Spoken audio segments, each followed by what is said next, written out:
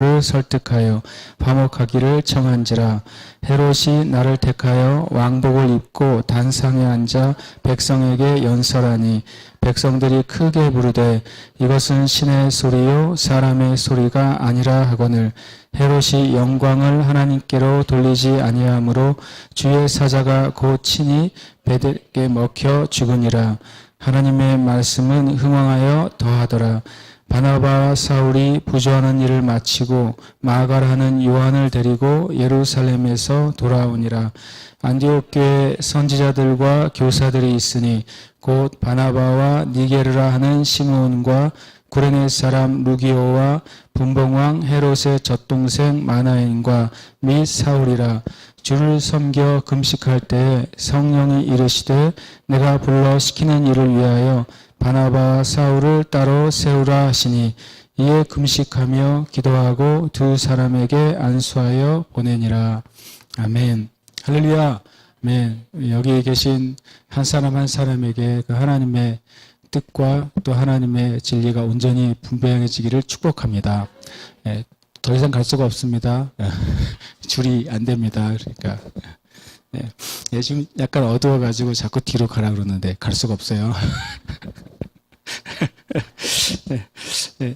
창백한 푸른 점이라고 혹시 인터넷 나중에 쳐보시면 지금 쳐보지 마시고 페일 블루 닷이라고 영어로는 돼 있고 한글말로는 창백한 푸른 점 혹은 희미한 푸른 점이라는 거를 지금 또 치시는 분이 계시면 보지 마시고 인터넷으로 치시면 재밌는 사진이 한 장이 나와요. 혹시 이 사진을 아세요? 사진이 뭐냐면 그냥 화면에 그냥 검은 하늘에 아주 그냥 아주 작은 점들이 있어요. 우주죠. 거기에 중간에 정말 아주 자세히 봐야 볼 수 있는 푸르스름한 점이 하나가 찍혀 있어요. 그게 뭐냐면 이제 1990년 2월 14일 이제 보이저 1호가 이제 태양계를 벗어나게 됐어요. 예. 미국에서 그 쏜 이제 위성이죠. 그것이 이제 태양계를 벗어나면서 신기하게도 조작을 해가지고 태양계를 벗어나면 이제 더 이상 이제 보이저 1호가 지구에서 신호를 받을 수가 없는데 태양계를 벗어날 때 카메라를 지구 쪽으로 돌려가지고 사진 한 장을 찰칵 찍고 그걸 전송했어요. 그러니까 그 거리를 찾아보면 61억 킬로미터예요. 지구로부터. 엄청나죠? 61억 킬로미터. 그게 이제 전파를 타고 지구에 오는데도 수개월이 걸렸겠죠. 그것이 이제 수신이 됐어요. 그래서 그 사진 한 장.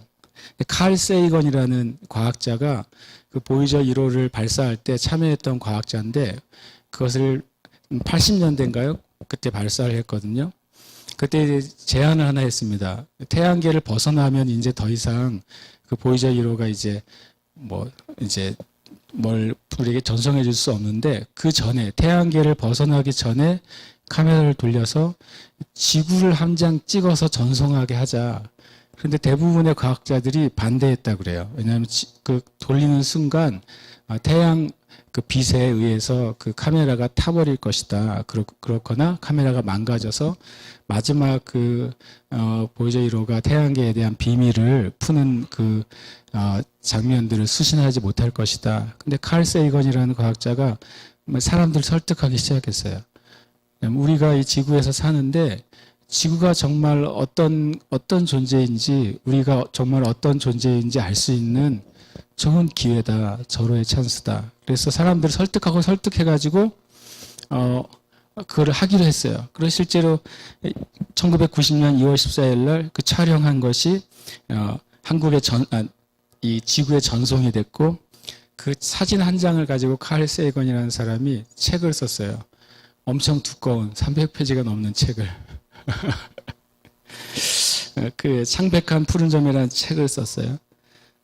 제가 보여드리려고 했는데 여기서 보여드리면 그 감이 안 와요. 그 사진에 대한 왜냐면 보이지도 않을 뿐더러 감이 안 와요. 그러니까 큰 사진에 아주 작은 점인데 그것이 지구인 거예요. 실제 사진인 것이죠. 그분은 크리스찬이 아니에요. 왜냐하면 진화론자니까. 지금 믿게 되는지는 모르겠지만 그분이 이런 말 쓴 걸 제가 조금 읽어드리고 싶어요. 그 사진을 보고 이렇게 서문을 적었어요. 이렇게 멀리 떨어져서 보면 지구는 특별해 보이지 않습니다. 하지만 우리 인류에게는 다릅니다. 저 점을 다시 생각해 보십시오. 저 점이 우리가 있는 이곳입니다. 저곳이 우리의 집이자 우리 자신입니다. 여러분이 사랑하는, 당신이 아는, 당신이 들어본, 그리고 세상에 존재했던 모든 사람들이 바로 저 작은 점 위에서 일생을 살았습니다.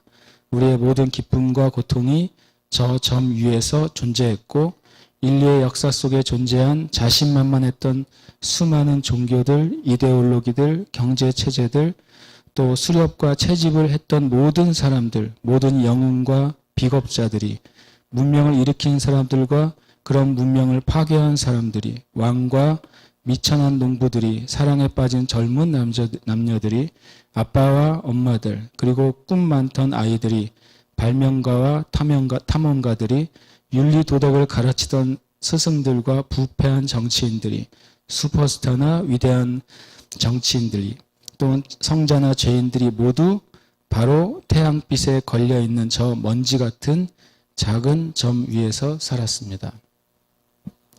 하나님을 모르는 사람도요, 우주 가운데 먼지 같은 실제로 사람이 찍은 사진이죠. 사람이 찍은 가장 큰 사진이죠. 그 점 같은 그 점 안에서 수백억 명이 살아온 것이죠. 그리고 우리는 그 중에 하나인 거예요.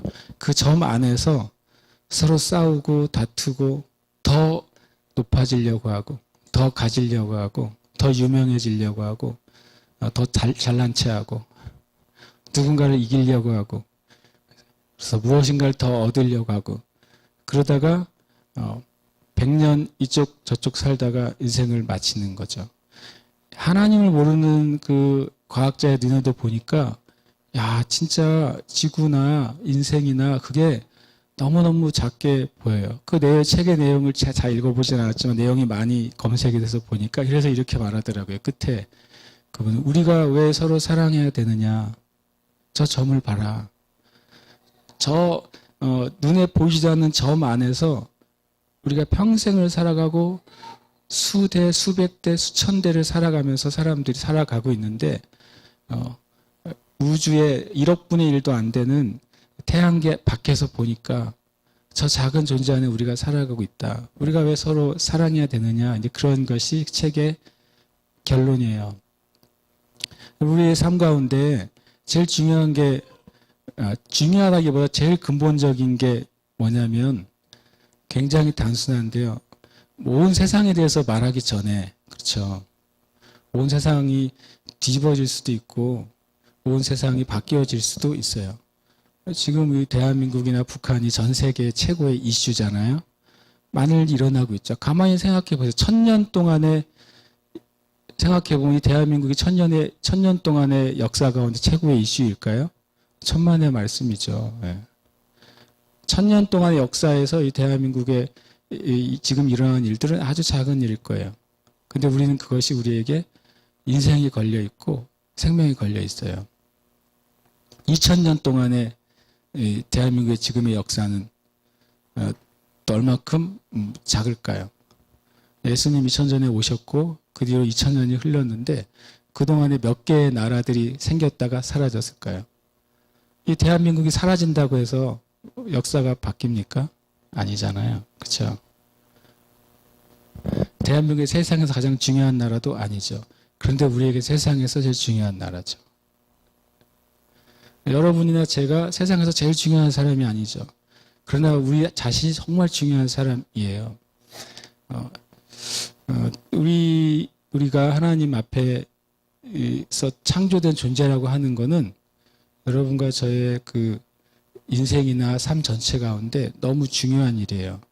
그것이 사실이면 하나님이란 분이 계시고 그분이 우리를 창조한 게 사실이면 온 세상이 바뀌어지는 거죠.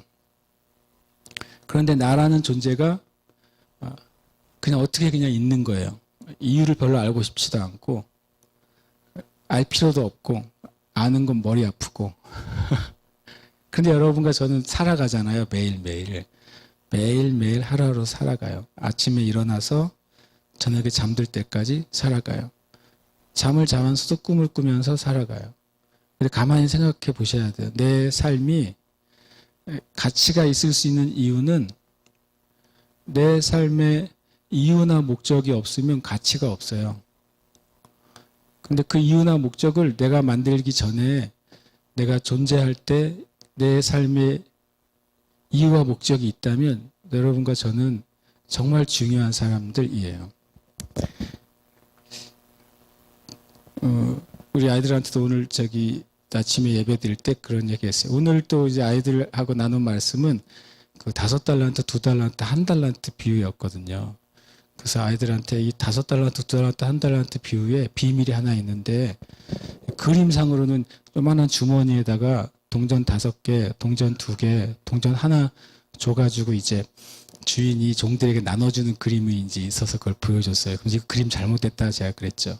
1달란트는 고대 사회마다 다르긴 해도 금 1달란트는 금 한 25kg 정도 돼요. 그런데 어느 사회에서는 금 1달란트를 한 금 40kg로 쳐주기도 했어요. 한 돈이 몇 그램이에요? 한 돈이 엄청나잖아요. 요즘 금값이 많이 올랐잖아요. 금 1kg면 몇 돈이에요? 금 20kg, 30kg라고 생각해 보세요. 성경의 비유는 놀라운 거예요. 주인이 예수님께서 다시 오시겠다고 하시면서 우리에게 우리의 삶의 은사들, 재능들, 인생의 목적들, 시간들 많은 걸 주셨어요. 그것을 성경은 달란트로 얘기하는 거예요. 근데 1달란트의 무게가 작게는 23kg, 많게는 40kg까지 가는 금이에요. 누가 계산한 사람도 있더라고요. 근데 계산해봤자 소용이 없는 게 매번 금값이 달라지니까 제가 옛날에 봤던 어떤 주석 성경에는 14억이라고 나와 있더라고요. 15년 전에 쓴 주석에. 지금 한 2배, 3배는 됐겠죠. 1달란트가 지금은 돈으로 따지면 그 정도 될 거래요.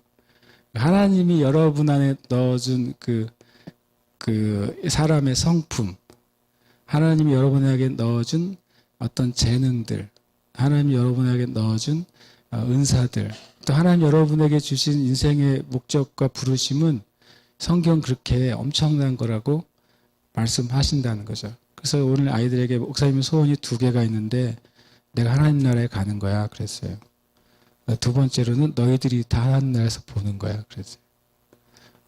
목사님 하나님 안 믿으세요? 이렇게 말할 수도 있죠.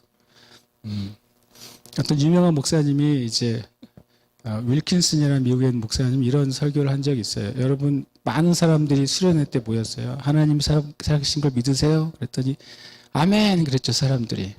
그럼 여러분 구원받은 걸 믿으세요? 아멘 그랬어요. 여러분 죽으면 천국 갈 걸 믿으세요? 아멘 그랬어요. 그 다음에 이제 그분이 이런 말 했어요. 하나님도 여러분이 구원받은 걸 믿으세요? 하나님도 여러분이 천국에 올 걸 믿으실까요? 이렇게 물어봤어요. 그건 여러분의 믿음이에요. 그러더라고요. 여러분이 가지고 있는 하나님에 대한 믿음, 여러분이 가지고 있는 천국에 대한 믿음, 구원에 대한 믿음이 하나님이 여러분의 믿음과 마음과 신앙의 삶을 받으실 만하냐? 이렇게 물어봤어요. 그랬더니 그 청중에 있는 수많은 사람이 갑자기 조용해졌어요. 참 되게 중요하죠. 그리고 제 인생에 제일 중요한 것은 천국 가는 거예요.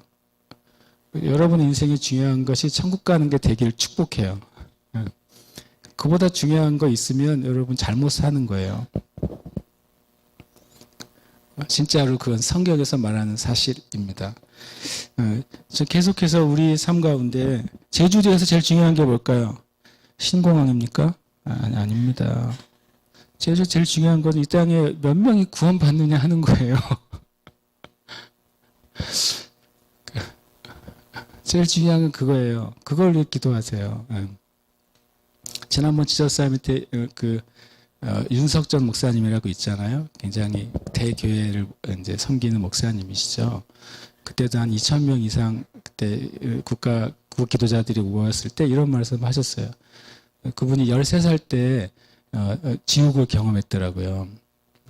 그러고 나서 그 천국도 경험하고, 그래서 그분의 인생의 목적은 딱 하나가 됐대요. 뭐냐면 사람들을 지옥에 가지 않게 하는 게 인생의 목적이라는 거예요. 천국이란 말 전에 지옥에 가면 절대 안 돼. 이게 이제 자기의 인생의 모토래요. 그러면서 이렇게 말하더라고요. 자기가 그분이 이제 주님의 은혜로 20년을 밤에 철야를 하면서 기도를 하셨대요. 자기가 많은 걸 경험하지 않았겠느냐 기도하면서. 자기가 깨달은 게 있대요. 자기 교회 성도들을 보면서도 이 앉은 사람 중에 100명 중에 한 명이 구원받을까? 그분의 고백이에요. 그리고 이제 나라를 위해서 기도하러 올라온 사람 2,000명이 모였잖아요. 그래서 이렇게 말하더라고요. 여러분 중에 몇 명이 구원받을까요?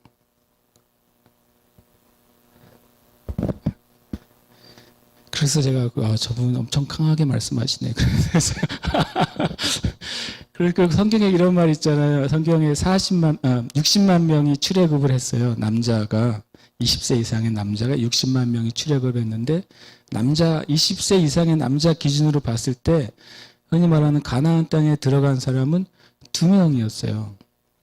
그렇다고 모세가 구원받지 못했다는 의미는 아니에요. 그 죽은 모든 사람이 구원받지 못했다는 의미는 아니에요. 그러나 출발해서 목적지까지 도달하는데 60만 분의 2명이 들어갔어요. 굉장히 충격적이잖아요.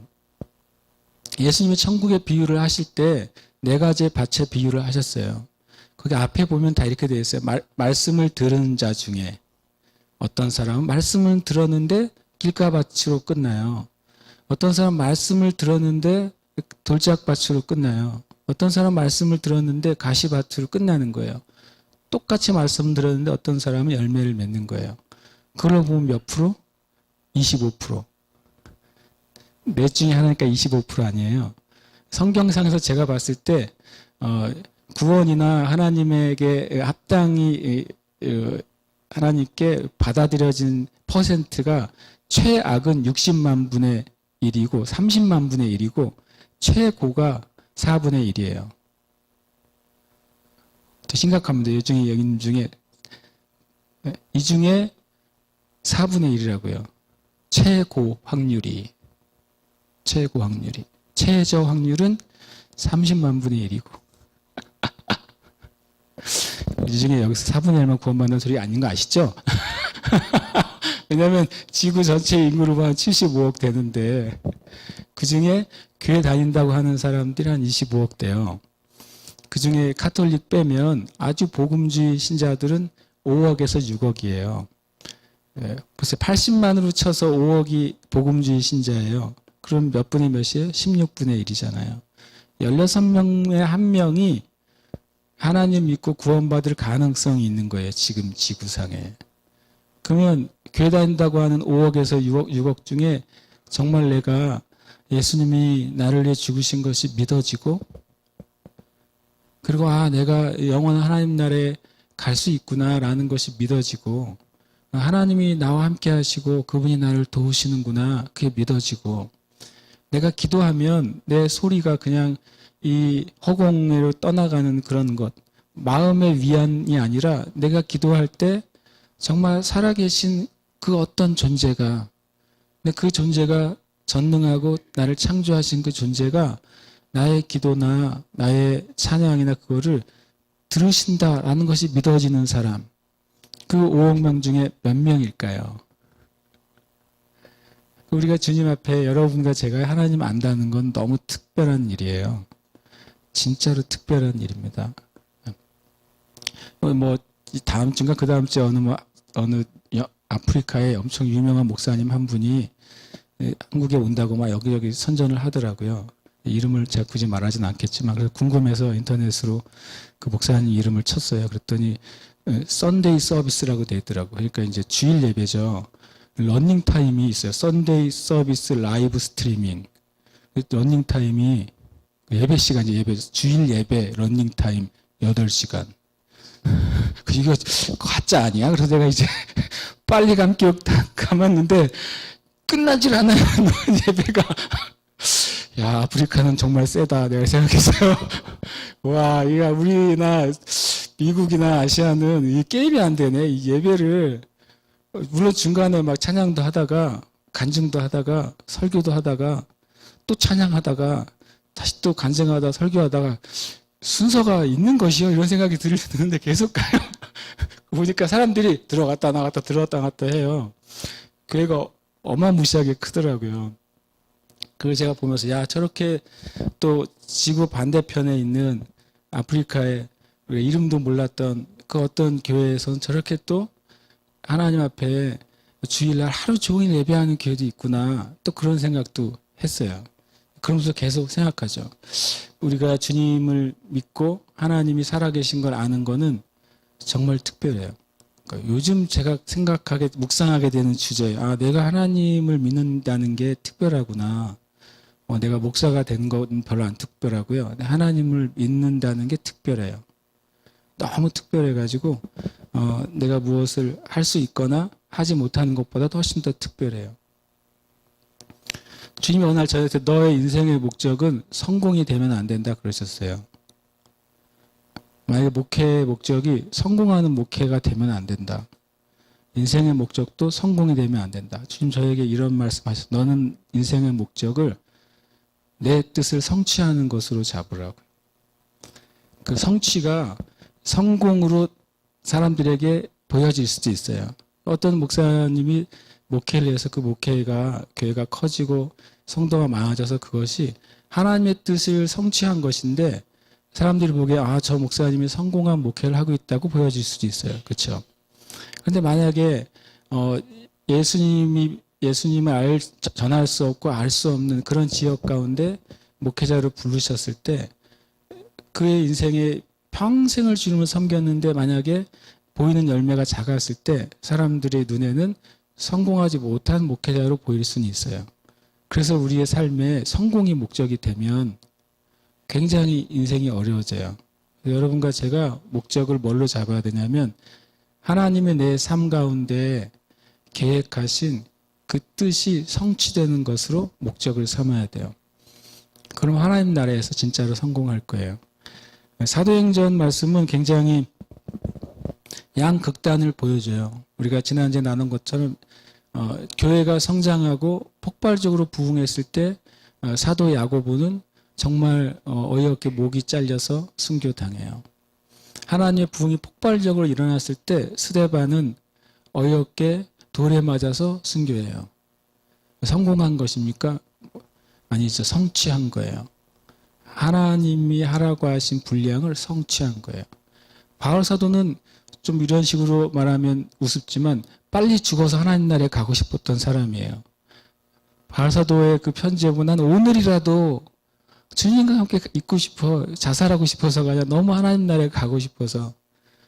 근데 하나님이 그걸 허락을 해주지 않았어요. 왜냐하면 바울의 인생 가운데 성취해야 될 하나님의 뜻이 있었어요.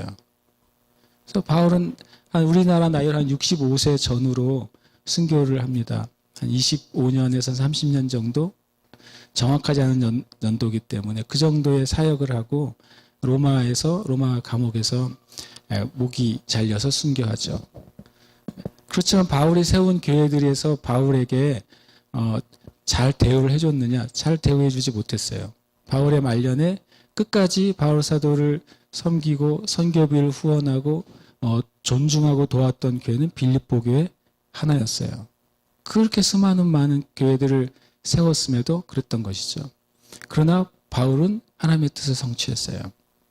위대한 하나님의 사람인 거죠. 이 사도행전은 계속 그걸 저한테 보여준 것 같아요. 수많은 사람이 나오지 않습니까? 그렇지만 이 수많은 믿음의 사람들은 성공한 것이 아니라 성취한 거예요. 그것에 대한 값이 영원한 하나님 나라에서 거두게 되겠죠. 오늘 보면 이제 헤롯이라는 사람이 나와요. 헤롯은 불쌍한 사람이에요.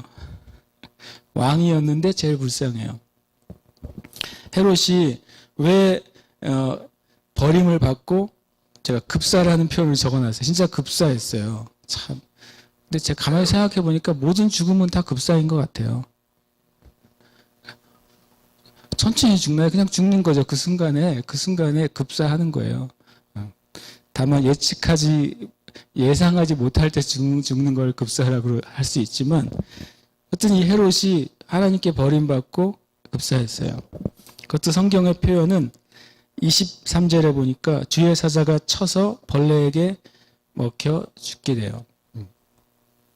어떤 균에 의해서나 어떤 표현에 의해서 죽었겠죠.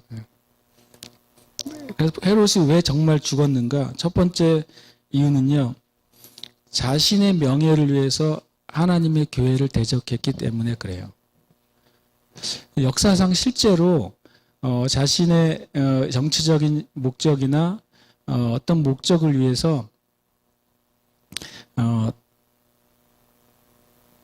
하나님의 교회를 대적했던 사람들이 좀 죄송하지만 제 명예에 못 살았어요. 그 하나님의 공의가 있어요. 그리고 그 죽음이 명예롭거나 그 죽음이 사람들에게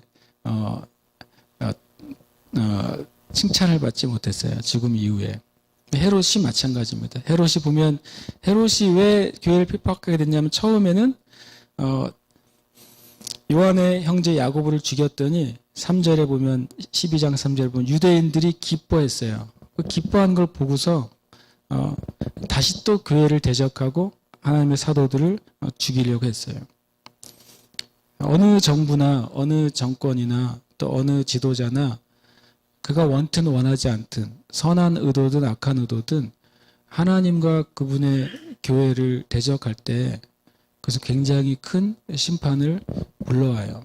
그래서 우리는 정부나 또 지도자들을 위해 기도할 때 그들이 하나님을 대적하는 정책이나 또 교회를 대적하는 일들을 하지 않도록 기도해 줘야 돼요. 왜냐하면 그 지도자들과 또 정권이나 정부의 일은 결국에 누구에게 영향을 줘요? 고스란히 그 나라의 백성들에게 영향을 주기 때문에 그래요. 두 번째로 헤롯이 왜 버림받고 급사했냐면요. 23절에 보면 주님 하나님께 영광을 돌리지 않았다고 그냥 나와 있어요. 굉장히 재밌는 표현이죠. 헤롯이 하나님께 영광을 돌리지 않았어요.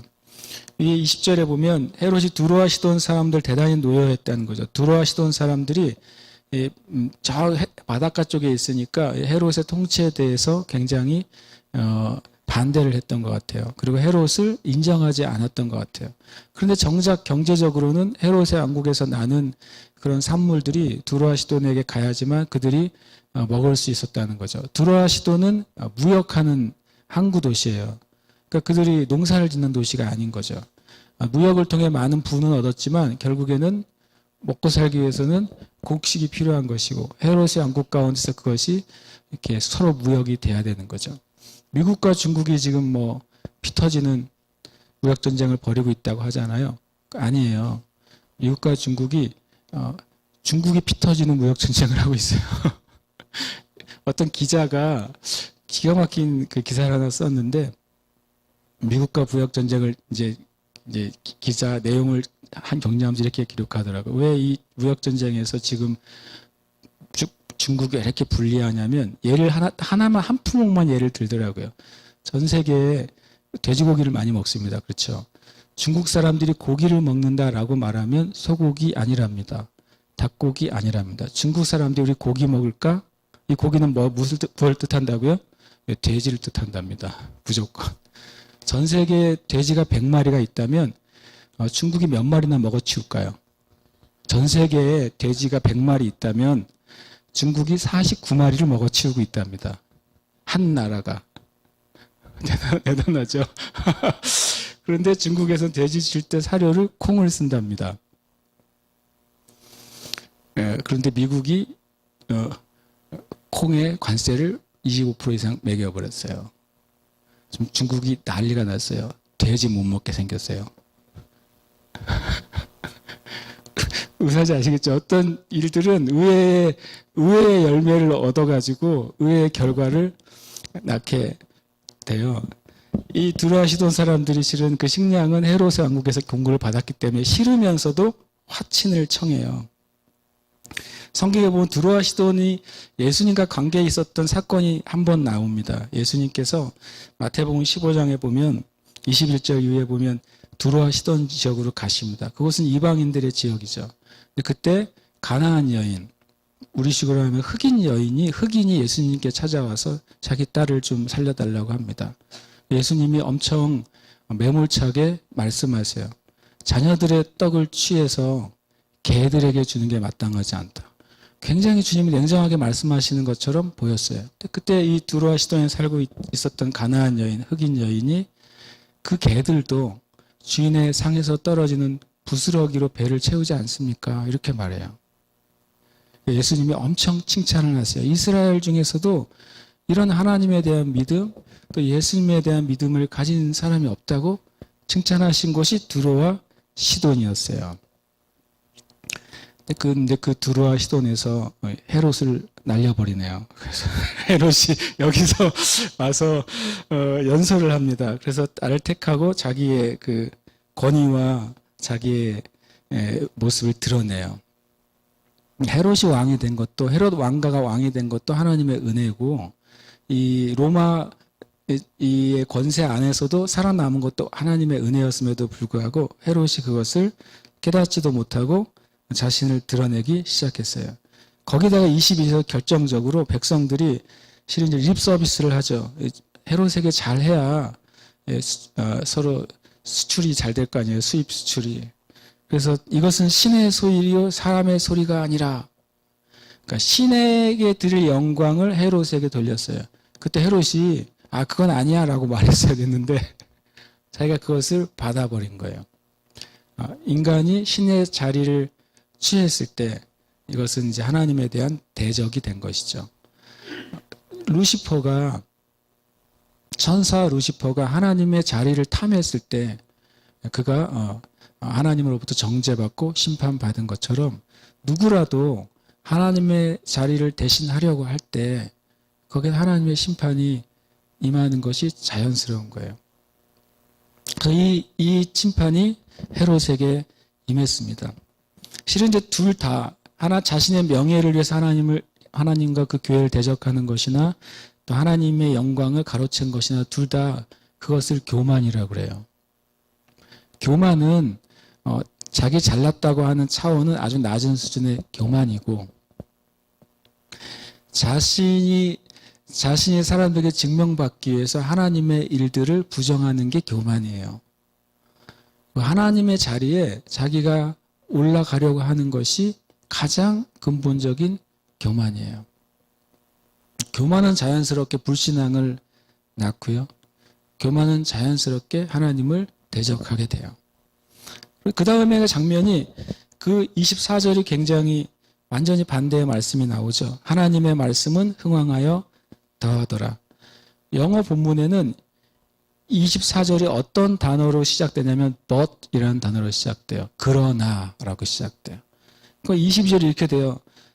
주의 사자가 고치니 벌레에게 먹혀 누가 죽어요? 헤롯은 죽으니라. 그러나 하나님의 말씀은 흥왕하고 더하더라. 이렇게 말하죠. 헤롯이 죽이려고 했던 사도들, 헤롯이 무너뜨리려고 했던 하나님의 교회는 오히려 헤롯은 죽음을 당했지만 하나님의 교회는 흥왕하고 더했다고 말하고 있는 거예요. 굉장히 놀라운 말씀이에요. 그때 25절에 바나바와 바울이 부조하는 일을 마치고 마가라는 요한을 데리고 예루살렘에서 돌아왔다. 이거 보시면 이게 어디 연결됩니까? 11장 29절에 보시면 제자들이 각각 그 힘대로 유대에 사는 형제들에게 부조를 보내기로 작정하고 이를 실행하여 바나바 사울의 손으로 장로들에게 보냈어요. 그러니까 바나바 바울이 이 구제 헌금을 가지고 예루살렘으로 갔다가 안디옥으로 오는 사이에 헤롯이 죽었어요. 그런 것이죠. 이 구제를 위한 선교여행 동안에 헤롯이 죽은 거예요. 모르죠. 또 다음 주에 우리가 비전트리 갔다 온 사이에 또 북에 누가 또 불림 받을지 모르지만 세상에 일어날 수가 없어요. 우리는 그래서 하나님의 일을 순종하면서 할 때 온 세계와 역사를 다스리시는 하나님이 행하실 거예요. 그러니까 그 부정한 일을 마치고 돌아왔어요. 그런데 25절은 두 가지 사실을 우리에게 얘기해줘요. 첫 번째로는 예루살렘에서 안디옥으로 돌아왔다고 말하는 거죠. 목적지가 어디예요? 안디옥이에요.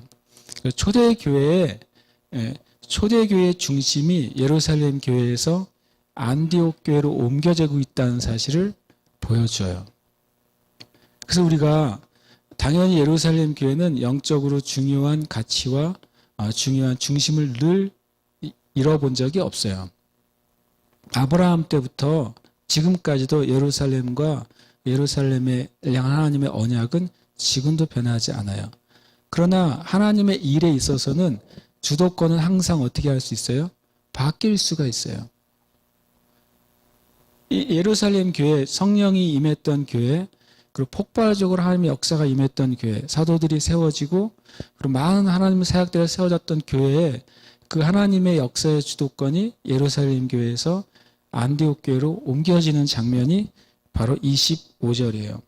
두 번째, 바나바 사울이 안디옥 교회의 주요 인물로 등장을 하고, 이 중에서 놀랍게도 바나바와 사울이 예루살렘 교회에서 안디옥 교회, 지금 중심이 되는 교회로 함께 동역하기 위해서 데려왔던 사람이 베드로가 아니라 누구예요? 마가라 하는 요한이었어요. 마가라 하는 요한이 예루살렘 교회의 중요한 중심 인물이었다는 것을 알 수 있게 돼요. 마가라 하는 요한이, 이 표현이 또 어디에 나오냐면요, 베드로 사도가 감옥에 있을 때 사람들이 예루살렘 교회 성도들이 모여서 기도했던 장소가 바로 마가라 하는 요한의 어머니 마리아의 집이에요. 사도행전 12장 12절에 보면 마가라 하는 요한의 어머니 마리아의 집. 우리가 해서 성경을 읽을 때, 그러면 예루살렘 교회는 건물이 없었고 예루살렘 교회 교인들이 모였던 예배 장소는 마가 요한의 어머니 마리아의 집이었던 것이죠. 그리고 아버지 이름이 안 나오는 것을 봤을 때 과부였을 가능성이 99.9%인 것이죠. 그래서 예루살렘 교회는, 초대교회 예배 장소를 볼 때 예루살렘 교회는 어떤 한 과부가 주님께 자신의 집을 내어드리면서 거기서 예배하며 기도했던 것으로 시작이 된 것이에요. 그리고 그 마리아의 가정의 아들인 마가 요한은 하나님의 일에 헌신했고, 그래서 이 하나님의 사역의 중심지가 되는 안디옥 교회로 바나바 바울과 마가라는 요한이 같이 가게 된 것이죠. 그리고 오늘 말씀에 보면은 다음 주의 말씀인데 13장 5절에 보시면 살람에 이르러 하나님의 말씀을 유대인의 여러 회당에서 전할세 요한을 수행원으로 두었더라, 이렇게 돼 있어요. 그러니까 이 요한이 예루살렘에 있던 요한, 성령의 세례가 임할 때도 증인이었고 예루살렘 교회 확장과 핍박에도 증인이었고, 그리고 또한 이 바울과 바나바 사역에도 증인이었던 이 사람 다시 안디옥으로 가서 첫 번째 선교사로 함께 파송이 됐어요. 마가 요한이 주제는 아니죠. 나중에 마가 요한이 첫 번째 선교여행을 바울과 바나바가 갔다가 중간에 어떻게 돼요? 중간에 힘들다고 돌아왔어요. 돌아왔습니다. 금수저였었나 봐요. 그래가지고 힘들어가지고 돌아왔어요. 그래서 이 두 번째 선교여행 때 바나바 바울이 이 마가 요한을 데려갈까 말까로 다투다가 바나바와 함께 마가 요한은 떠나고 바울은 실라를 들고 실루아노를 데리고 떠나게 되죠. 그래서 마가와 바울이 사이가 안 좋았다가 나중에 바나바에 의해서 다시 마가 요한이 훈련되고 세워져서 바울의 귀한 동역자가 돼요. 그가 누가 돼요? 바로 성경의 복음서의 첫 번째 복음서인 마가복음을 쓴 사람이 돼요. 하나님의 역사는요, 처음부터 어떤 사람이 탁월하거나 처음부터 헌신되거나 처음부터 성숙하거나 처음부터 모든 것이 준비된 사람이 되어지는 경우보다 굉장히 미약하게 시작해서 많은 어려움이나 많은 또 연약함이나 많은 일을 겪은 다음에 하나님의 은혜로 성숙해져서 하나님을 하게 되는 사람이 더 많은 것 같아요. 이 사도행전은 그런 사람들의 면모를 너무 잘 보여주고 있어 너무나도 감사해요. 혹 여기 계신 분들 중에 나는 참 주님의 일을 하는데 용기가 부족해 라고 하는 분이 있다면, 나는 앞에 서거나 리더가 될 사람이 아니야 라고 생각하는 분이 있다면, 나는 어떤 일에 믿음의 삶에서 실패한 경험 때문에 앞으로 나가기 어려운 분이 있다면 마가 요한을 생각하세요. 위대한 하나님의 복음서를 쓴 사람이 그런 사람이었어요. 연약했으나 그가 성숙해지고 사도들의 친구가 되고 주님의 말씀을 가장 먼저 기록한 위대한 하나님의 사람이 됐습니다. 이 오늘의 본문은 사건이 아니라 그냥 몇 가지를 보여주는데 많은 것을 우리로 깨닫게 합니다. 근데 교회의 첫 선교사가 세워지는 그 역사적인 순간이 사도행전 13장 1, 2, 3절이에요. 근데 안디옥 교회에 이제 바나바 사울이 돌아왔어요. 돌아왔더니 안디옥 교회에 우리가 기록적으로 봤을 때는 먼저 안디옥 교회가 세워졌고 그 교회를 다시 제대로 이끌기 위해서 바나바가 파송됐죠. 나중에 바나바가 사람들을 말씀으로 가르치기 위해서 바울을 데려왔죠. 그런데 13장 1절에는 바나바, 바울 외에 몇 명이 더 나오게 돼요. 그들을 이제 바나바와 니게르라 하는 시므온과, 시므온의 뜻은 하나님이 들으신다는 뜻이에요. 야곱의 아들의 이름도 시므온이에요. 들으셨다 이런 뜻이에요. 내 기도를 들으셨다. 그래서 이름을 시므온이라고 지었고 동명이인이에요. 그 다음에 구레네 사람 루기오. 루기오는 빛이라는 뜻을 가지고 있어요. 그리고 나중에 루기오는 사도행전 16장에 보면 나와 동종인 루기오라는 말이 있어요. 그 사람과 동일 인물로 추정이 되는 사람이에요. 분봉왕 헤롯의 젖동생 마나엔. 마나엔이라는 이름 뜻은 위로자예요. 바나바는 권위자고 마나엔은 위로자입니다. 이 사울의 이름의 뜻은 희망이라는 뜻이에요. 온 민족의 희망이 돼서 왕으로 세워진 사람이 초대 왕 사울이었는데 그가 실패했어요. 그죠? 이 희망이었던 사울의 이름이 나중에 바울로 불려져요. 바울의 이름의 의미는 작은 자란 뜻이에요. 그러니까 바울이 자기의 이름은 마치 민족의 희망, 초대왕 사울과 같은 이름을 가지고 나고 자랐는데 주님 앞에서 겸손해져 가지고 사울이란 이름 안 쓰고 나는 주님 앞에 작은 자다. 나는 죄인 중에 괴수다. 나는 사도들 중에 가장 작은 자다. 나는 아직 만삭되어서 태어나지 못한 자와 같이 그렇게 연약한 자다. 이런 표현을 쓰잖아요. 바울 사도가 이름을 작은 자라는 의미로 겸손하게 됩니다. 이 5명이 있어요. 그렇게 봤을 때 안디옥 교회 자체에서 세워졌던 리더들이 이 3분의 이름 같고 그 뒤에 예루살렘 교회에서 바나바를 파송했고 바나바가 이 사도 바울을 데려와서 5명이 이렇게 5명이 교회의 리더들이 되었던 것이죠. 이 5명에 대해서 뭐라고 표현하고 있냐면 13장 1절에 보면 선지자들과 교사들이라고 돼 있어요. 근데 선지자들과 교사들이라고 해놓고서 누가 선지자고 누가 교사들이라고 말이 나와 있지 않죠. 그건 뭐냐면 이 5명이 예언하는 교사들이었다는 의미를 가지고 있어요. 이들이 기본적으로 5명이 말씀을 가르치는 말씀의 성경 교사들이었어요. 근데 그들에게 은사가 있었어요. 뭐냐면 예언하는 은사가 있었어요. 그러니까 초대교회는 예수님의 사도들에 의해서 세워진 예루살렘 교회였는데 선교적인 교회, 안디옥 교회는 이제는 뭐냐면 말씀의 교사들, 예언하는 말씀의 교사들을 통해서 세워졌어요. 그것을 통해서 하나님의 말씀이 전 세계적으로 흩어지는 중심점이 되는 것을 우리가 알 수 있어요. 제가 이제 2번째 주제로 교회 선교사가 어떻게 세워졌는가. 첫 번째로는 주를 섬겨 금식할 때 주님 선교사가 세워지기 시작했어요. 주님을 섬겨 금식했다고 하는 말은 뭐냐면 원어의 의미는 금식하면서 예배드렸다는 뜻이에요. 주님을 섬긴다는 말을 다 월십으로 되어 있어요. 예배드리며 금식했어요. 또 반대로 또 금식하면서 예배했어요. 전에 한번 우리가 24시간 예배 드릴 때 한번 금식하고 싶은 사람은 금식하면서 예배했더니 의외로 많은 분들이 그 24시간을 금식하면서 같이 예배했던 것을 제가 기억해요. 금식은 우리의 육적인 것을 포기하는 것이고 예배는 하나님을 구하는 거잖아요. 나의 육의 것들을 포기하고 하나님을 구하니까 하나님의 것들이 내려오기가 쉬운 조건이 된 거예요.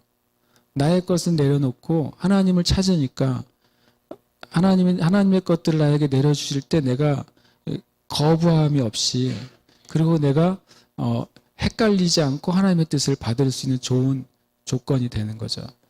여러분, 주님 앞에 3일, 5일 그렇게 하라는 금식이 아니라 어떤 한 시간을, 예를 들어서 한 오전 시간이라도 내가 주님 앞에 금식하면서 묵상하고 기도하고 예배할 수 있는 시간을 가질 수 있으면 굉장히 하나님의 은혜가 여러분에게 임할 수 있다고 저는 생각해요. 난 오전 시간도 힘들어요 라고 하시는 분도 있을 수 있어요. 그렇더라도 내가 어떤 시간을, 금식은 뭐냐면 무엇인가를 포기하는 걸 의미하기 때문에 내 삶에 있는 복잡한 것들을 내려놓고 주님 앞에 머물러서 하나님께 예배할 수 있는 시간, 그런 시간 가지면 하나님께서 우리에게 하시고자 하시는 것들을 행할 수 있는 좋은 조건이 되는 거예요. 우리 시대처럼 바쁜 시대가 어디 있어요? 가쁘게 가만히 있지를 못하게 만들어요. 카톡 해가지고 가만히 있지를 1분도 5분도 가만히 못 있게 만들어요. 끊임없이 SNS를 하니까 사람들이 끊임없이 스마트폰으로 대화를 하고 끊임없이 정보를 주고받고, 특별히 내가 아무것도 안 하더라도 수많은 정보들이 계속 올라오니까 그걸 검색하고 내용을 읽기도 바빠요. 내가 사업도 안 하는데 바빠요. 요즘 다 그래요. 다 바빠요. 그래서 하나님을 10분이라도 조용히 하나님 찾기가 어려운 시대예요. 저는 이렇게 많이 질문한 것을 들어봐요. 주님의 음성을, 주님의 뜻을 분별하고 듣기가 너무 힘들어요. 그래서 제가 당연히 힘들죠. 가만히 앉아서 하나님을 생각할 수 있는 시간을 못 갖는데 어떻게 하나님의 뜻이 뭐예요? 하나님이 나를 향해서 어떤 계획을 가지고 있어요라고 들을 시간이 어디 있어요? 하루에도 수백 수천 개의 정보들이 나를 향해서 문을 두드리면서 나를 읽어달라, 들어달라, 보아달라 이렇게 말하고 있잖아요. 실제로 여러분과 제가 정말 중요한 것이 아닌 이 것에 시간을 좀 내려놓고 하나님께 기도하거나 말씀을 본다면 분명히 제 안의 믿음은 큰 은혜들이 여러분에게 임할 거예요. 진짜로 큰 은혜가 임할 겁니다. 그렇게 해보시기를 축복해요. 예. 그 카페에 가면 사람들이 카페 한잔 시켜놓고 다 뽐나게 노트북 켜놓고 뭔가를 하더라고요. 뭐 하나 내가 한번 본 적이 있어요. 게임하고 있더라고요. 되게 폼나게 게임하고 있더라고요. 그래서 참 저 사람은 되게 웃긴다. 나는 뭔가 리포트라도 쓰거나 논문이라도 쓸 줄 알았어요. 그랬더니 게임하고 있고 폼은 게임 안 하는 것처럼 하고 게임하고 있더라고. 그래서 제가 이렇게 생각해서, 야, 이 중에 누가 카페에 와서 차 한잔 시켜놓고 큰 성경책 펴놓고 성경 읽는 사람 어디 없나? 없길래 제가 펴놓고 읽었어요. 아니, 한 명쯤 있어줘야 되는 거 아니야? 내가 생각을 하고. 참, 제 마음에 그런 생각이 드는 거예요. 너무 우리가 바빠서 하나님 찾기가 어려워요. 여러분 자신이 한번 지금 생각해 보세요. 바쁘잖아요. 좀 바쁘죠. 신기하게도 빨래도 세탁기가 해주는데 바빠요. 그리고 저기 시장도 찍으면 배달해 주는데도 바빠요. 당연히 여러분 바쁜 게 있죠. 그런데 여러분 하나님께 예배하는 시간 만드셔야 돼요.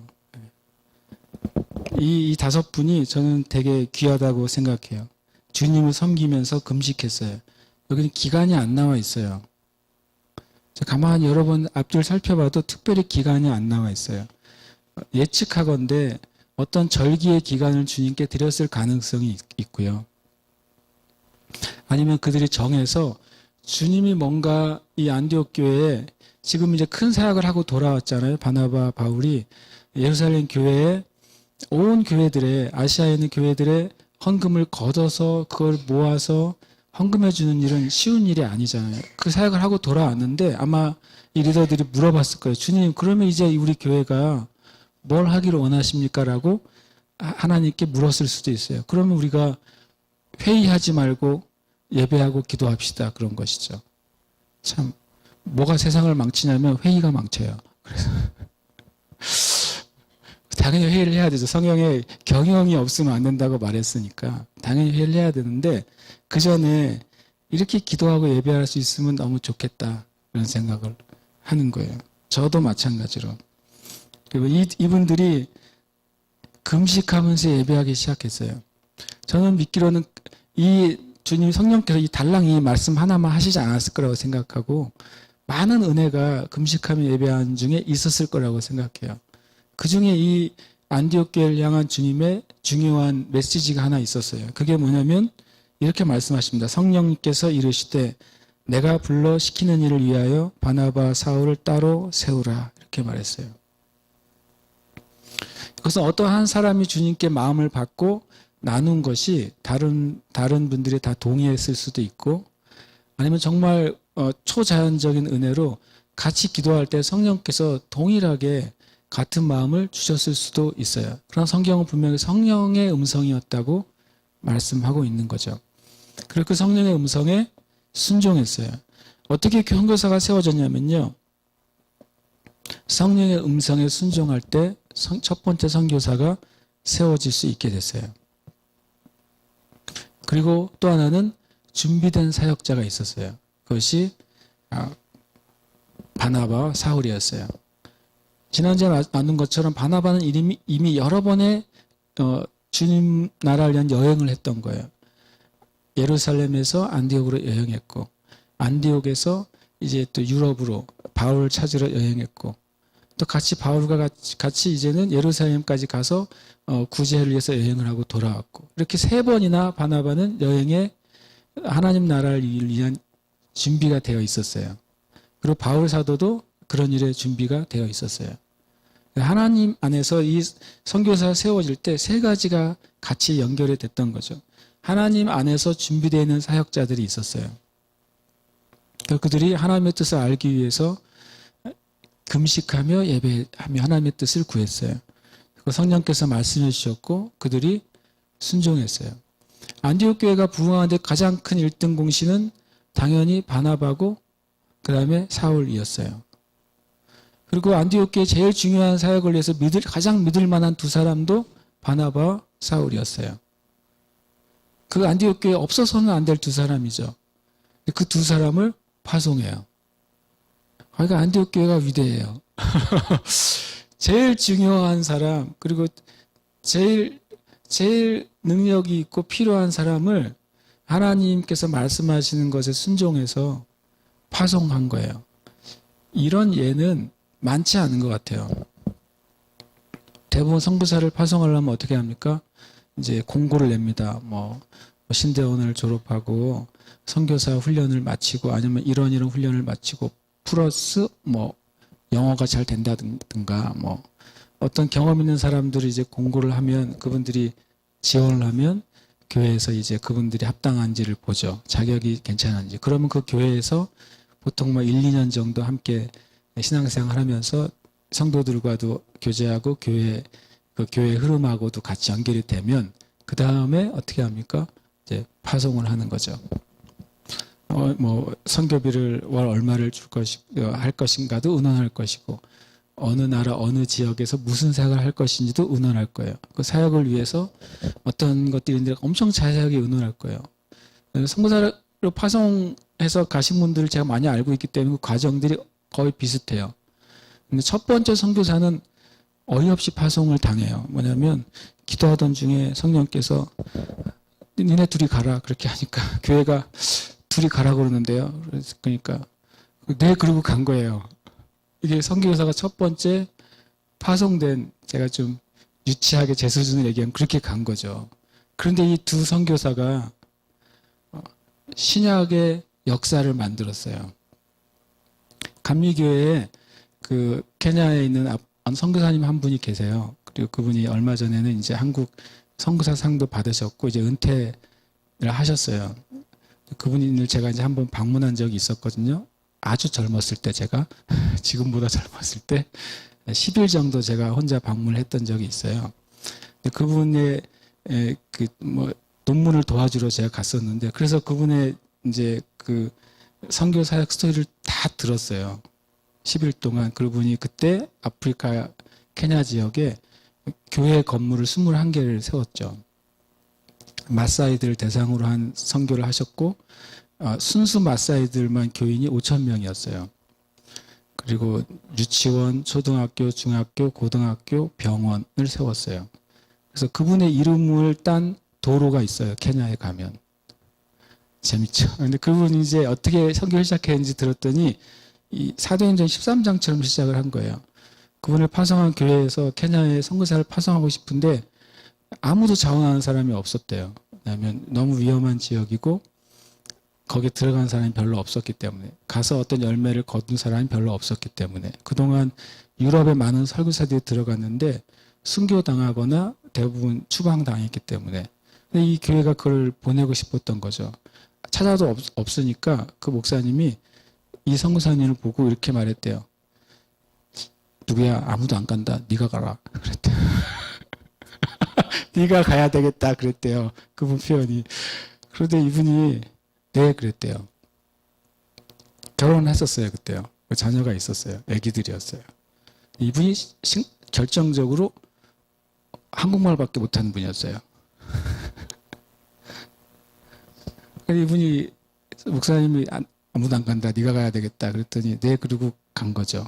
그래서 유명한 일화가 있어요. 그분이 3일치의 음식을 배낭을 쥐고 한 방향으로 계속 걸어갔대요.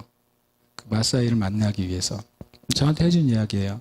왜냐하면 자기가 마사이어도 모르고 영어도 모르니까 근데 이제 담임 목사님이 자기를 파송했으니까 교회에서 기도하니까 나는 해야 되겠다. 그래가지고 아내하고 가족은 나이로비 시에서 있으라 그러고 내가 가겠다. 그러고서 3일치 식량과 물을 배낭에 메고 걸었다 그래요. 자기가 한 방향으로.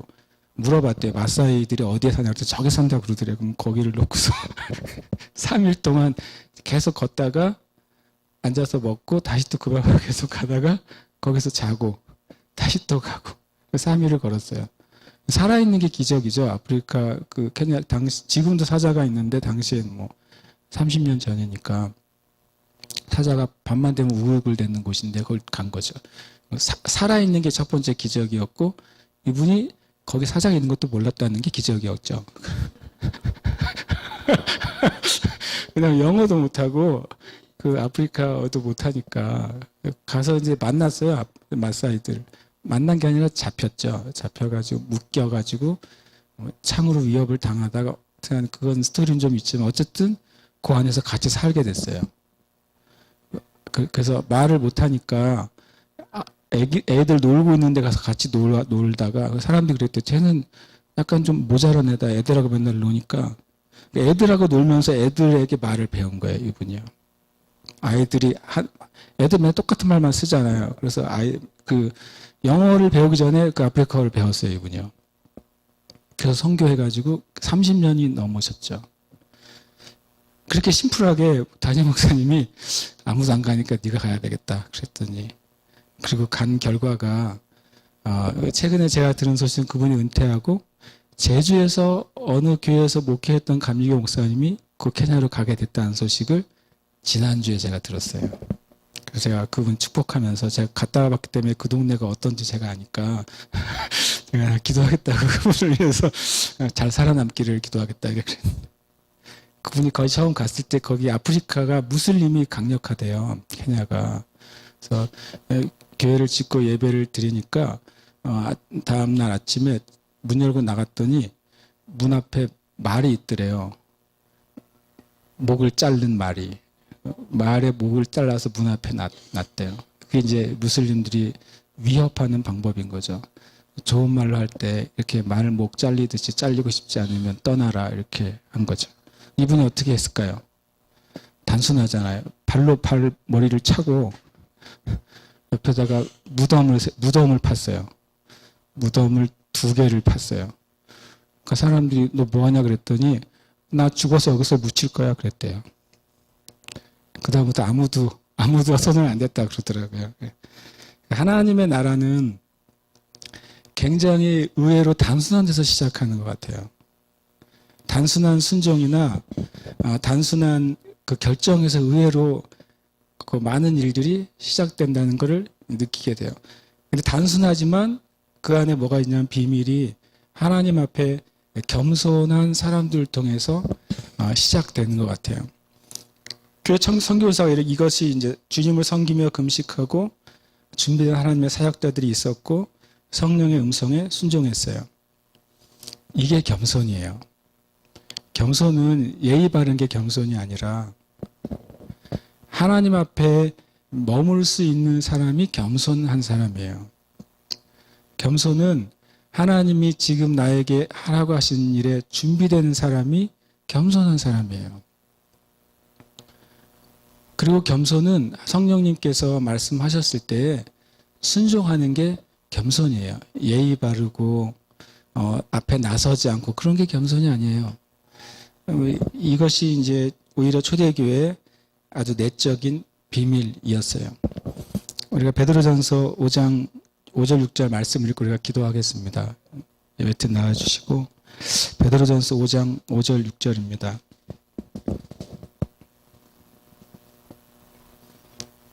함께 말씀 읽겠습니다. 젊은 자들아 이와 같이 장로들에게 순종하고 다 서로 겸손으로 허리를 동이라. 하나님은 교만한 자를 대적하시되 겸손한 자들에게는 은혜를 주시느니라.